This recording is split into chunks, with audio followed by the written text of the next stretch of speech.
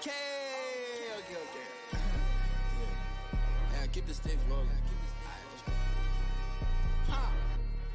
Hey, bitch, I be hunt me and money got tied. She come in steps, but I'm never surprised. I don't know, trust him, they all go for size. Yes, sir. It's another installment of the Back Three. Guys, we finally come up with a name for this segment of the show. It's called The Formation Show. And guys, I actually have news, bruh. I think we need to clap for ourselves as well. This is the 20th episode of The Formation Show, so I think that deserves Yeah, a round of applause.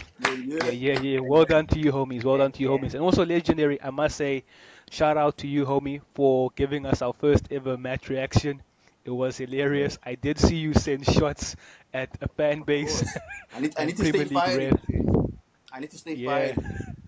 and you made some homies mad with that, bro, because you're saying the team is struggling with relegation again and game week 2, and they Yeah, must worry man. about themselves. It's all banter, man. Yeah, it's all banter, it's part of the formation. But yeah, homies, man. Another week that we saw football, and I think we should start off with a wonderful tournament, great tournament, a great advertisement of the women's game. It was a final of the Women's World Cup where Spain won on Sunday, 1-0, solitary goal. They could have made it 2-0, but they had a penalty saved. And like schools will say, it didn't come home, brother, to England. So schools, bro, how did you find that final, Machi? Yeah, it's never coming home, it seems. But yeah, bro, it was actually quite an enjoyable tournament. I never thought I would end up watching as many games as I did, because I must be honest, I wasn't the biggest fan of the women's game. But I actually gave it a proper chance this time, and I've seen that it just needs a little bit of a different perspective and a different understanding when watching the women's game. Because if you're gonna go in wanting to see the men's game and the women's game, then you're definitely not gonna get what you're looking for. So I really enjoyed the fact that I gave it a chance, and I realized that the women have a different way of just analyzing the game. You know what I'm saying, and how they play it. I feel like the technical side of the women's game is a lot more. There's a lot more focus on that, whereas on the men's side these days, I feel like it's a lot more on the athleticism, the physicality, and those things. So I appreciate. I actually enjoyed watching the finishing in the women's game. Like the finishing was superb. I remember seeing a goal from the Swedish. I think it was in the semi-final, if I'm not mistaken, against Spain. I think it was Sweden versus Spain, but there was a finish by the Swedish player. Just a beautiful goal. Just it looked like a simple goal, but it was a lot more difficult than it looked. So Yeah. very, very promising. And also it's nice that Banyana was there to represent us, even though they didn't get as far as we had wished. But it's basically down to just our administration, as always in South Africa. We just get that side of the game wrong. But I'm really proud of the ladies, the South Africa Banyana team, and the fact that we also have talent playing in the foreign or overseas leagues is also testament to how the women's game is growing. I just hope that on the admin side of things they can just fix up, bro. But a brilliant tournament overall, and I only wish that the women's game can go up from here. Yeah. Legion, my dog, how did you find the tournament and also the final as a whole? Now, it was a good tournament, fit. Well organized, full stadiums, good brand of football being displayed by all teams. I don't think you actually got a team that sat back and just hope for the best. Even your small sides, your weaker sides, they didn't just sit back and hope for the best. They tried to play the right way. You understand? It was good entertainment for us. Also, I started watching like proper women's football. I think two years ago. Obviously, you get the good sides: Chelsea, the Arsenals, the Man Cities. We've seen the rise of United now being one of the top sides in the WPL. So I think it was a good, entertaining World Cup. Even some I've been impressed by some players, good young players as well from Colombia. The Spanish striker, she was impressive. Lauren James, of course, with beautiful goals being scored in her games as well. So yeah, I think the final I was expecting both teams to score because that's something I put a bet on actually. But yeah, I think England. I just think England in the final they started panicking because Spain or the Spanish sides they known for the pressing. Understand? It's like in the 2010 World Cup when the team was filled with Barcelona players. It's the same thing that happened in the Spanish team, the women's team. There's just Barca players playing tiki-taka football, counter pressing as soon as they lose the ball, making sure they shut down all the passing angles. Um, and when England got the ball in final third, I don't think they actually lifted up their head to see who was available. They only looked down Mm. and just kicked and shot whatever. And the moment they got the ball, you had like 3 Spanish players on them. But other than that, Spain, I think they played a good tournament, good football. And yeah, congratulations to Spain. It was actually a good tournament. It kind of reminded me of the Men's World Cup last year in terms of shockers because USA also went out. They're a big nation in women's football. France Yeah, also went out. So it was filled with shocks, surprises. Obviously, we yeah, wanted our nation to go far. And I also like to echo School's sentiments about the administration side of things. We keep getting let down as African nations, in the sporting world, yeah, with when it comes to administration.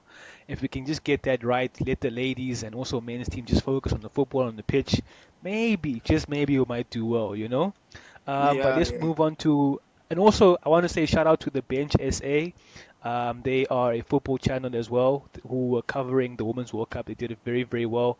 So shout out to them.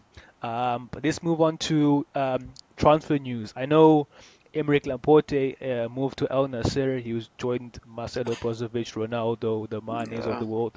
But at 29, but when Saudi calls, bruh, Saudi calls, bruh. Any other And news Fitch, legend you got first there? I don't blame them, Fitch, because just last week or 2 weeks ago, we had a fan giving Fabinho a Rolex, Fitch, because he played well. So obviously, this Dog. player's gonna see this and be like, okay, I would like to get that. But anyway, I just have a few transfers to confirm for you guys. West Ham today confirmed a signing of Dinos Mavropanos, former Arsenal centre back, a young centre back, which we had a sell-on clause in the contract, so we get about £2 million from that. We have Newcastle signing Lewis Hall on loan from Cobham, um, another proper Chelsea player. So we have Bournemouth signing Tyler Adams, a player who was actually close to joining Chelsea until they managed to sign Casado away from Liverpool. Um, we have Aston Villa signing Zaniolo as well, former Roma player who was signed by Galatasaray, and I think he's on loan at Aston Villa. So we also have Halilal signing Mitrovic. I think he's going to bang in quite a few goals in that league. It should be way too easy to him. No one's going to want to Yo, challenge bro, Mitrovic in the air, dog. No one. bro, like And just then crossing, finally, bruh. and then finally, but sorry, imagine you Mitrovic. You're going from playing with the Andres Pereira to playing with Neymar. Fit. Shit. But anyway, But you can't. It's Christmas for him, bro. a dog. And the last one, we have Romeo Lavia being signed by Chelsea, another young, talented midfielder. So Chelsea actually looking good for 2030. Yeah, yeah, yeah. So those are the transfer news of the week as well. But homies, man, like I've just been seeing like a lot of injuries in the Premier League. Obviously De Bruyne's out for a while, Timber's out for a long time. Now I see Coutinho's also got an ACL as well, and it seems like Yeah, it's a similar trend of injuries. These ACLs, and ACLs are long-term injuries.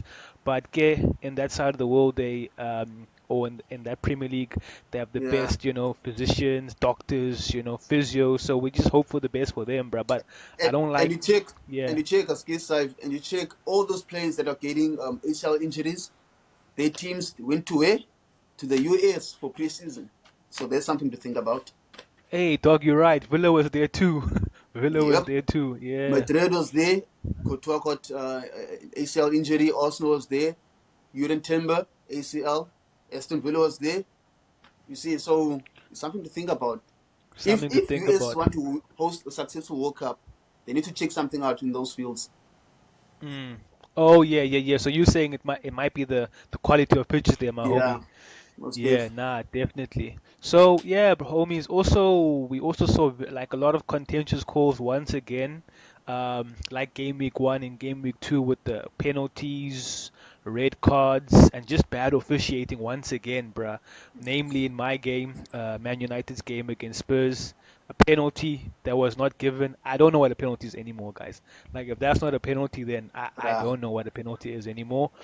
And also in the pool game, I saw a penalty being given, but the player wasn't touched really, you know.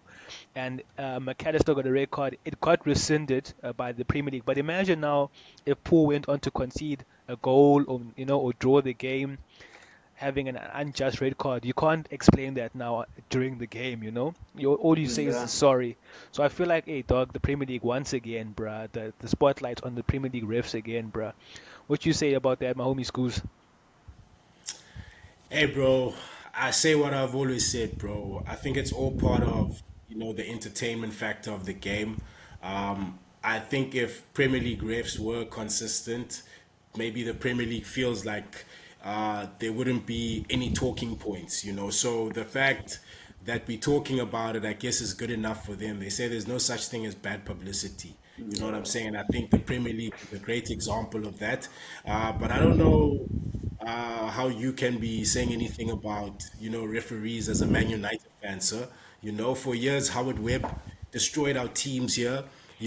Just for years and years. I even remember Mark Clattenburg against United when he sent off Torres. So Premier League refs have always been on the dodgy side, and I don't think if the Premier League, with all the money and exposure that they have, if they really wanted to improve the refereeing side of things, I think they would have done it a long time ago. Because if you look at the League One, for instance, in France, was it Ligue 1, whatever they call it.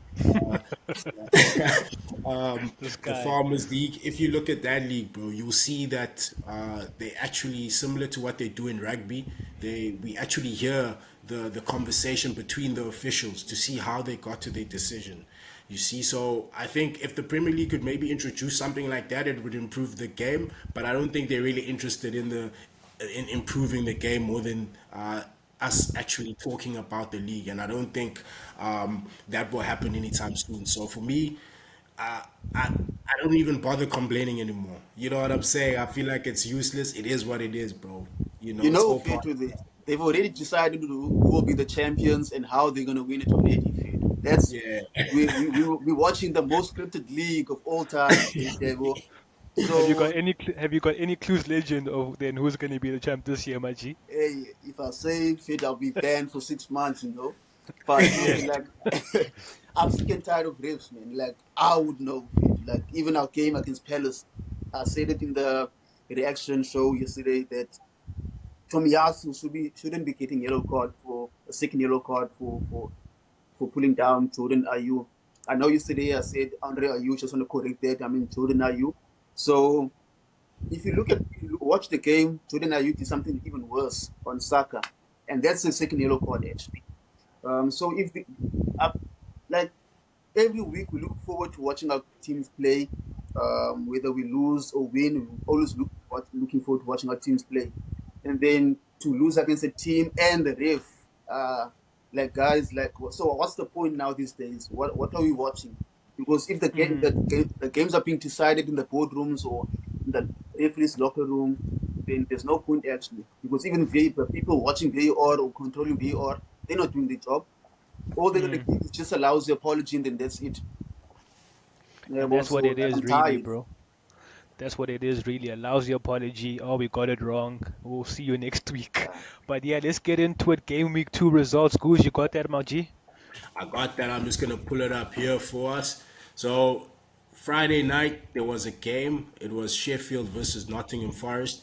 That score was 2-1 to Nottingham Forest. Wasn't a bad game actually, but didn't watch all of it.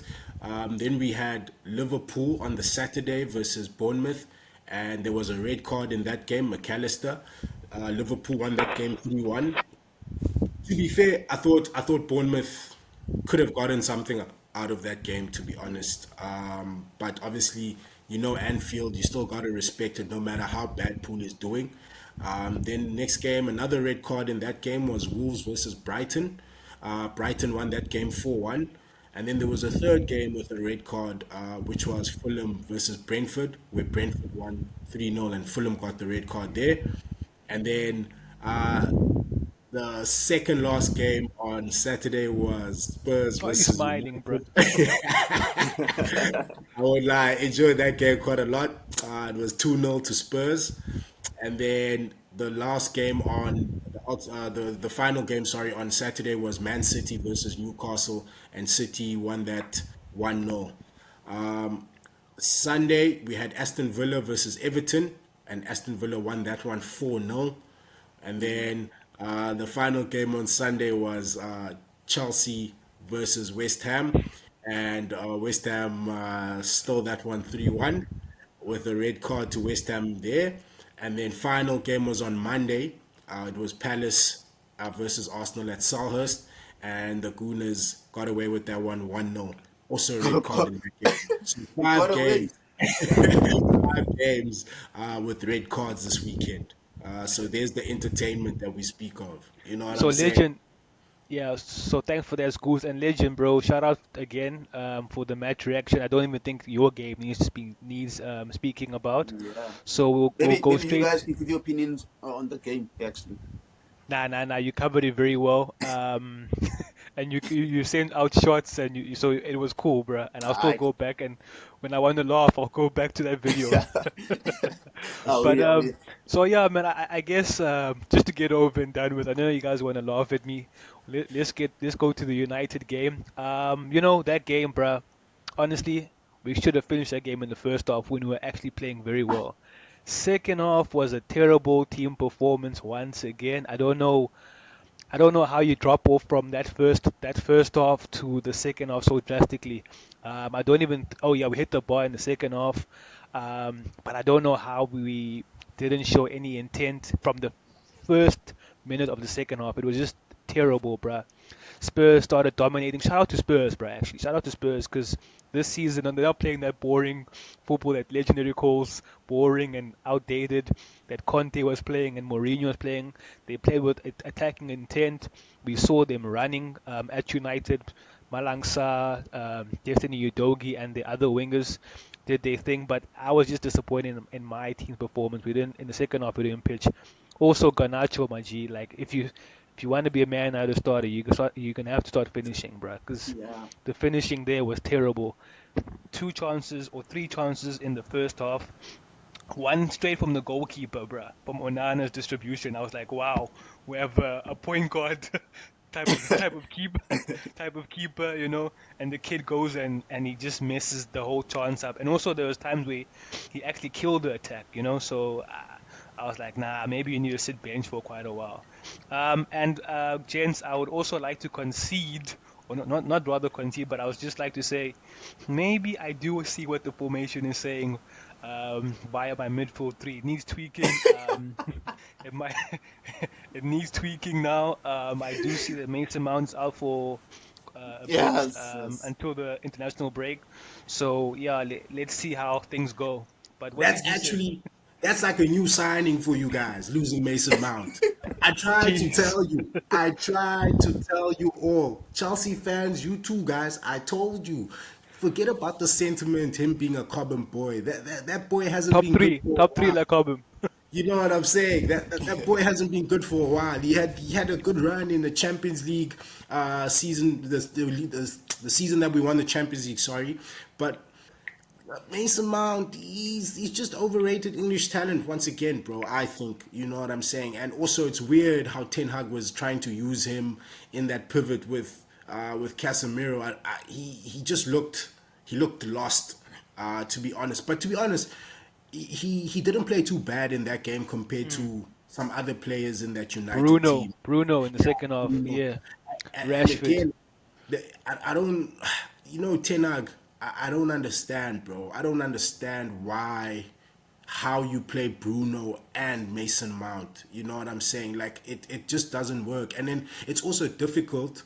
I would have dropped Bruno in that game, but then it's difficult to drop someone that you made your captain. So I Yeah. feel like Ten Hag has put himself into a bit of a corner this season because you saw Bruno always just trying to go for, the Hollywood pass when all he really needs to do is keep it simple. Like just control the tempo of the game, my man, especially a game like that. So I enjoyed it, to be honest with you. And to be honest, I hear you saying that United played. I don't think you guys played that well in that first half. Yes, you got a couple of chances, but I never felt at any stage that you guys had any control of the game. And that's the scary thing with what's happening at United is that it's especially Rashford, for example. Rashford got no service, and I'm not his biggest fan, but I don't really blame him for what or how he played on the weekend. There was just no control in that midfield. Also, Casemiro, I'm watching. Thank I'm you. watching. Thank I'm you. watching. But okay, it is what it is. And remember, they bought a 30-year-old Casemiro for 70 million pounds. This is And I 70 told more. you, it's 70 to 70. And I I told won't you lie. that Casemiro is not a Ten Hag sentiment. Mm. That guy is a pressing trigger. He's a walking pressing trigger. Look what they Also, did to him against Spurs, bro. bro, that Lisandro Martinez, the butcher, hey, he was He's another, butchered. like, He was butchered in You that know, game. I like the fact that you actually spoke about the butcher because I sent a tweet out to my homie Slang and I was like, is the butcher looking a bit jaded or something this season? Maybe it is him coming off the injury that he had, so he's still getting into full form and full fitness. So yeah, like he did it doesn't look himself, right? Also, like what you're saying, like what you're saying about him is normally he's also one of the controllers in the game. He calms things down, but I haven't seen in the past 2 games. But like I say, gents, it's only game week 2 right now. Things can be adjusted, things can be fixed. It's not time to panic just yet. um,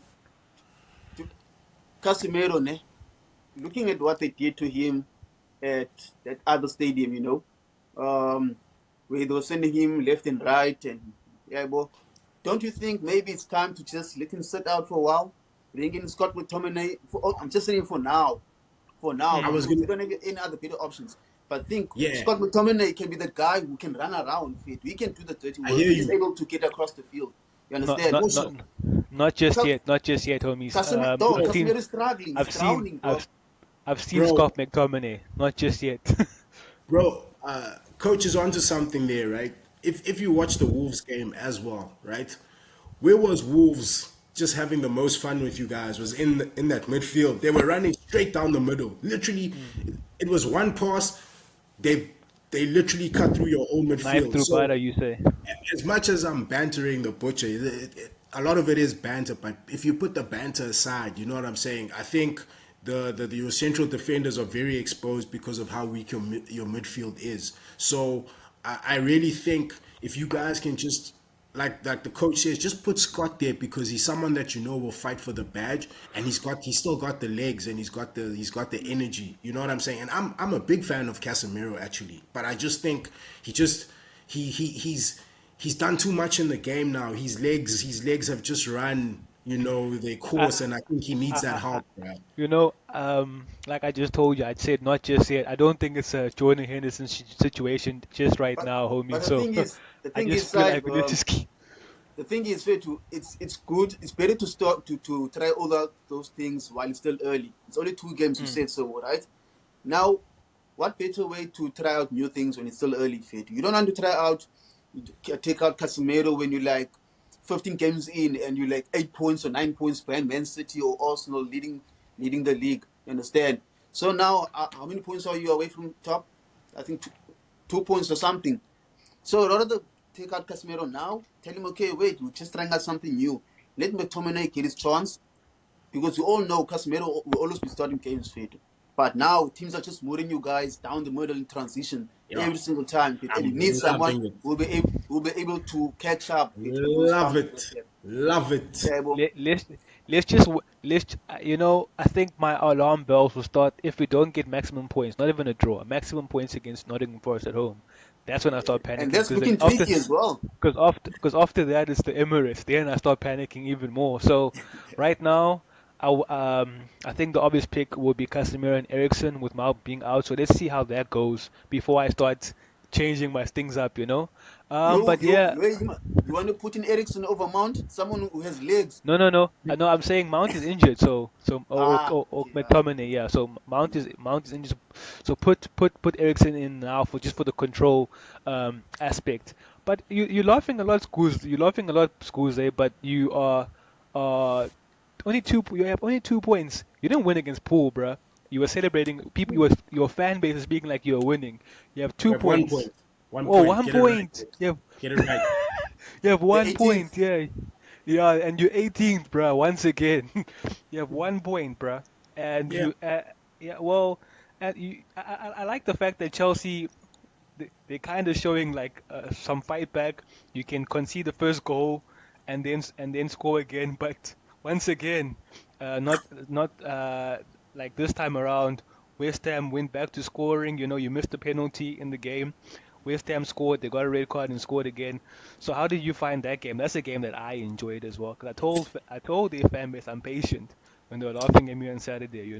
So it's my turn to Um, laugh again. to be honest, I'm not too upset, bro. If I'm just being honest with you, um, still a very young team. You know what I'm saying? We don't really have winners in that team, so it's it was frustrating in that sense that you can still see there's a lot of young boys playing in there. You know what I'm saying? For instance, Enzo should have buried that penalty. That I think changes the whole momentum of that game. Especially seeing that we were coming from a goal down. You know what I'm saying? I think that just kicks us on.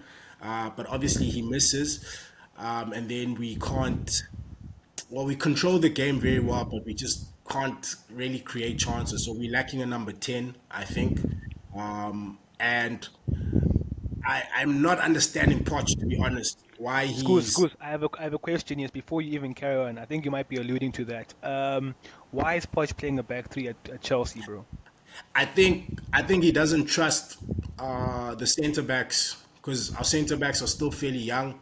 Thiago Silva is aging, so I don't think he fully trusts that back four system, or he doesn't trust his centre backs as things stand right now. Also, I think initially why he did it was for also to try and protect Reece James and Ben Chilwell. Chilwell because they were coming from bad injuries. Seems like it didn't work with Reece now, and that's another thing I kept saying about Reece too in the last episode is that, man, you can be a world class talent, but if you're not going to be playing for 70 to 80% of the games, what's the point of having you? You know what I'm saying? So for me, if this continues, bro, I'm not about sentiment, bro. If he's not playing, if he's not on the field, sell him, bro. If you can get 70 to 80 more for Reece James from Madrid, sell him, bro. I'm all for that, you know? Yeah. So that's just me, right? But I think he's a great right back, but he's just not there. But to go back to the game, Poch, I don't understand, bro. But I think it's because he doesn't trust the centre backs, and I get him in a way, right? But I'm gonna give him time. But the thing that was most apparent for me is that we need a number 9. Oh my word, we need a number 9. I don't understand Oh, legend. these American owners how they spend all this money on so many positions, especially trying to get wingers, and you don't go get a number 9, bro. Because our biggest problem last season, to be honest, wasn't defense. I think we had a better defensive record than Arsenal, was pretty similar to Arsenal, but we just couldn't bang in the goals, you know. So I just don't understand how we've gone into this season now without having a Hold on, solid. schools. Hold on, school. But don't you think you're being a little too critical in game week 2, bro, going into game week 3? You've just signed this guy, and he did make some good runs, bro. No, bro. Getting into I the box, love but I yeah. love Nico, bro, but if you like, my thing is, we didn't buy Nico thinking that he was going to be a goal machine because even at Villarreal in La Liga, right, he wasn't really a goal machine. He's more the type of player, he's the Drogba type of player that can bring in other players into the game, right? So we are still waiting to see if he can deliver on the goal side. So far, maybe he can, maybe he can't. I'm definitely not putting this on Nico Jackson or anything like this. I'm just saying that we should have a number 9, a guy that's just dedicated to putting the ball in the back of the net. And I'm not even asking for world class. I'm not asking for Legend. world class guy. I'm smiling because they actually have a guy right there, and apparently he's in the under 21s right now, you know. So they cry, and also, bro, like, when is it gonna be enough for Chelsea, bro, via the transfer window, legendary, like transfers.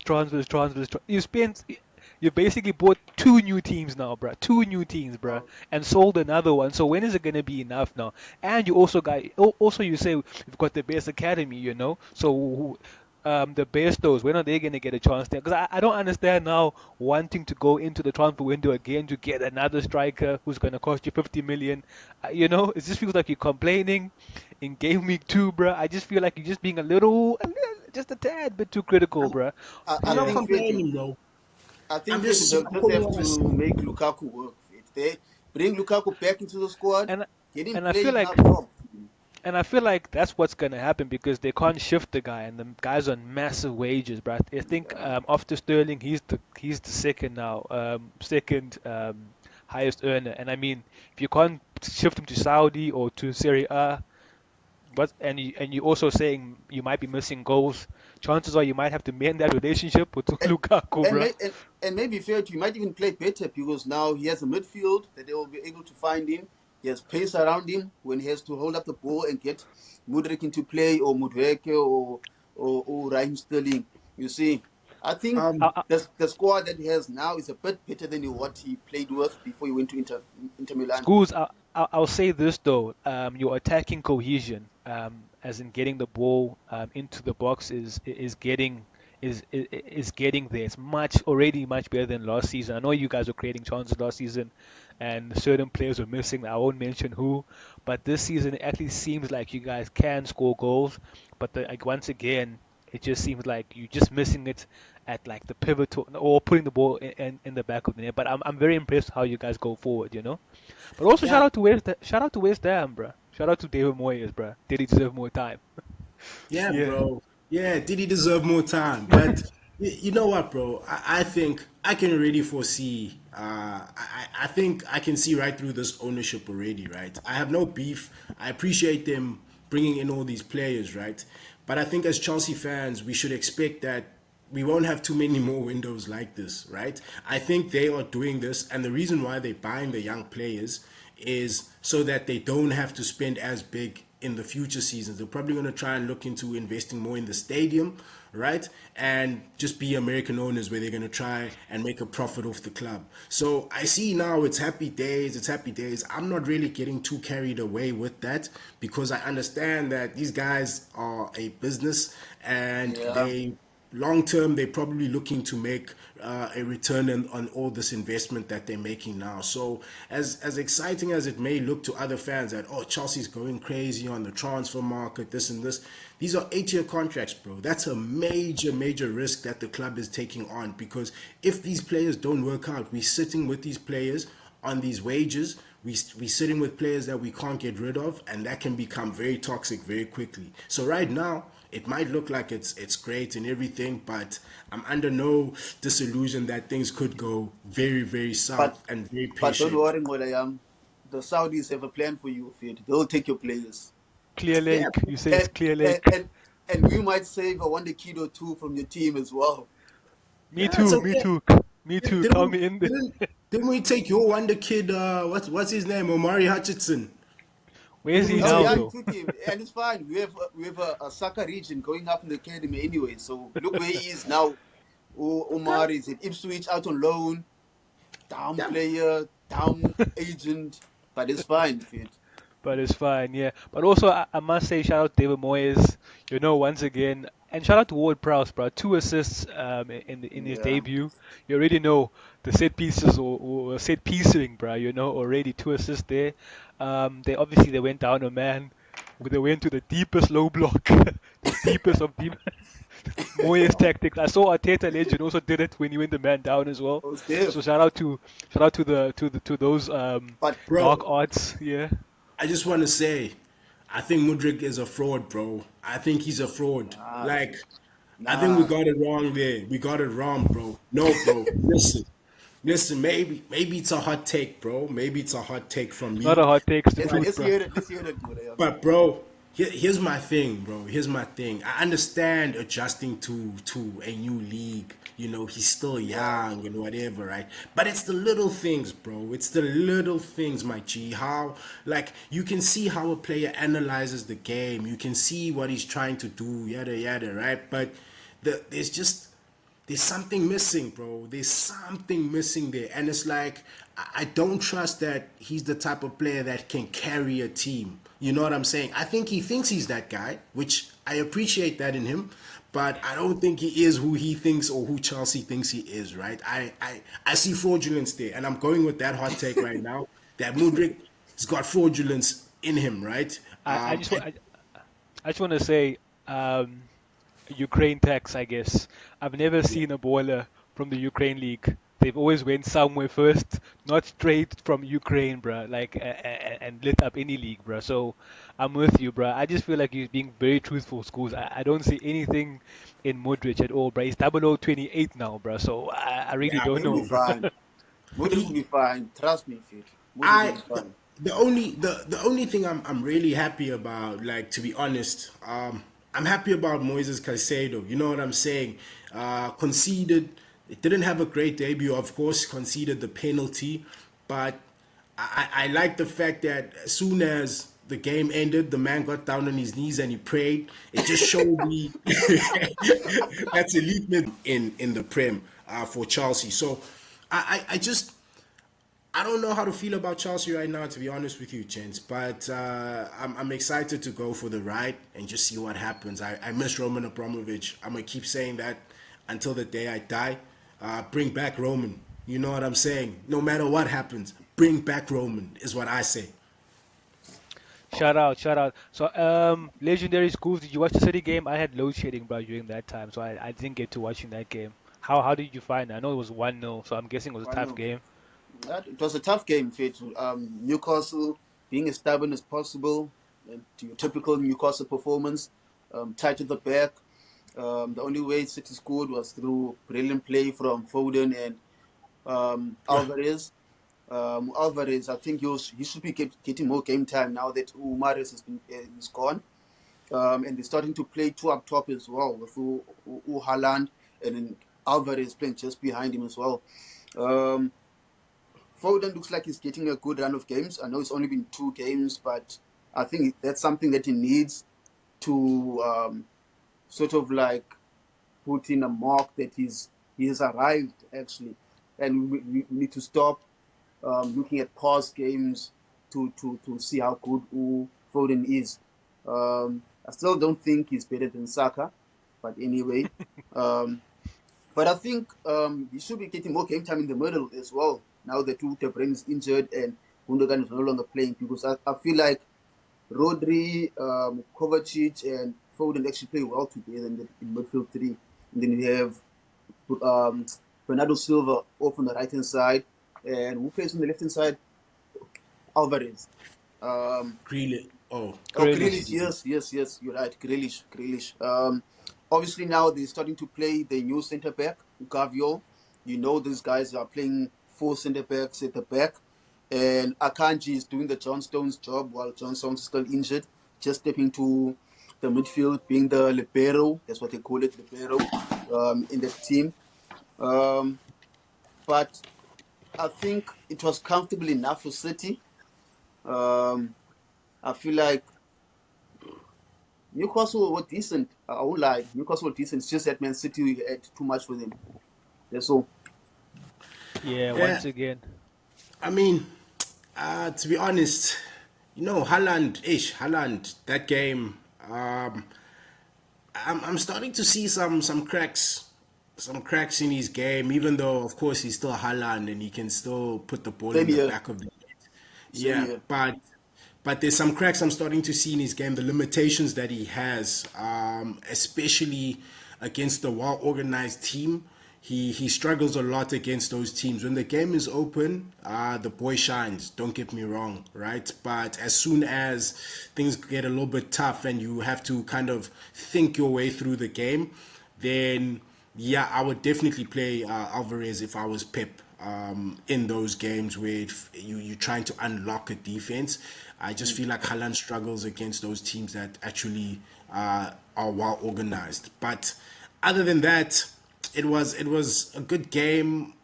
Yeah, Castle tried, but I always think in that game City was always in control, and I never at any point thought they would lose the game. I thought maybe Castle could get one back and maybe steal a draw, but I always felt for me that more or less City had that game for me For personally. me, Fed, I know it's going to sound crazy me saying this, but I think some centre backs will prefer to play against Haaland than maybe Bernardo Silva playing false nine or Alvarez playing Alvarez. striker.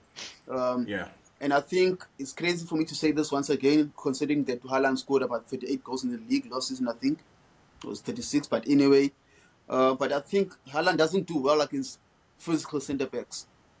Centre backs that will mock him very tight, and he doesn't do well with the back facing the goals as well. Yeah. He can't play the target man role like Ucherud, if I can say that. So I think some teams might figure him out. I'm not saying he's going to score less than 20 goals or anything like that, but I just think some defenders will have a plan for him, especially your physical defenders. I think, yeah, I agree with you fully, and I think his deficiencies in his game, they don't show when he gets the service right on his plate. You know, when De Bruyne is there. So when like you're seeing it now against Sevilla and even Newcastle, like he's very quiet, and he's also very frustrated within the game. He's like doesn't know what to do, you know, and he's looking for that goal. But also, okay, gents, I must say, Brighton. I know it's game week 2, but hey, they're looking scary, bro. What they did to Wolves, and it was expected, you know. I think Wolves came to Old Trafford. They did their thing there. Should have got 3 points or a draw, but they got mauled there. They weren't even the Wolves, bro. I don't know what they were. The food, bro. Basically, they got mauled by Brighton. Mitoma, Estupian. If a fantasy football helper, put Estupian in your team right now, guys. Put him in I your made team no right mistake. now. That guy was in my team from the get-go. I knew Yeah, that put him in guy. your I saw him team last right now. season. But I think the difference for me was that Wolves played against a well-organized team. At Old Trafford, it Definitely. was just rock and roll football. The United defense Definitely. wasn't organized No, at all. So I agree fully, bro. I that's what agree happens fully. when you No, I play against an definitely. organized team, a team Yeah. that knows how to build well from the back, knows how to take the chances, because it seems like Brighton are taking the chances this season. Last season, they had like an XG of over 5 point something per game or something like that. They were not taking the chances. And I think now, even Welbeck is starting to score goals. They signed this new kid, João Pedro, from Watford as well. So I think like who's Brighton feature, they top side fit, even like the scouting network as well. Like now they sold Caicedo, they're able to get someone who's just as good as Caicedo, if not better. Another season under the belt for the team with Utd. So I think Brighton are a team to watch out for. They should make Yeah, European no. football once again this season. Shout out to Brighton's good. Want to say something? Nah. Brighton, I just like the way that they do things, bro. I don't have much else to say on that. I think they're going to have a decent season. I wonder if they're going to have, because I think they're playing European football this season. Yeah. Europa. Same with Newcastle. Yes, they're looking good and all that stuff, but under the lights, you know, the bright lights of Europe, are you still going to be able to be that team and be consistent in the league? Only time will tell. Also, yeah. don't count on Trezeguet at Man City. That looks like it can happen, Fit. Don't count about any top 6 team if a manager gets fired, bro. Ten Hag You must know? watch out. Ten Hag must watch out. Yeah, but also I also want to say I did watch the pool game and I did see it once again with Bournemouth that that 6 row is still showing right now, you know. I know you guys sign Endo, not Enzo, but Endo, you know. But that 6 row is still showing right now, you know. It's still showing right now. And also shout out to Unai Emery. And gents, I think Everton, hey guys, Everton are going to be in another relegation battle once again. They're going straight to the underground, feet. Like Nah, I don't see trust any way out Daesh. for Everton. Yeah. You trust? Trust Daesh, baby. Trust Daesh. I think the club's I a think mess even this legend, one bro. might be too big for him. This one is big. Yeah, I This one is know. bigger than so So he- Dutch, dog. Bruh, Yeah, the bro. history of Spurs and the history of Everton is something else, bro. Bro, I just think they need to get a number 9, bro. If they can get a number 9, I think that can carry them. That they can survive with the number 9. They can just get maybe 12 to 15 goals this season. Ooh, But those guys, Yeah. they're not spending any money. yeah, bro, that's what I'm saying. If they can get a striker, I Martial. think yeah, Hello. maybe they can go miss. They can Or go get Lukaku maybe back homecoming because Chelsea not playing him. Yeah. But yeah, schools, can you I think we're about to wrap it up. Can you give us this week's game, homie? Friday night at the Bridge, we got Chelsea versus Luton Town. Oh, by the way, in the last game week, Luton Town versus Burnley was postponed. I think because of Luton Town's stadium or yeah. lack of a stadium. So Those guys play Friday, in people's backyards. they're playing in the backyard Sunday league stuff, bro. But yeah, it's Chelsea versus Luton on the Friday night. Then Saturday, first game is Bournemouth versus Spurs.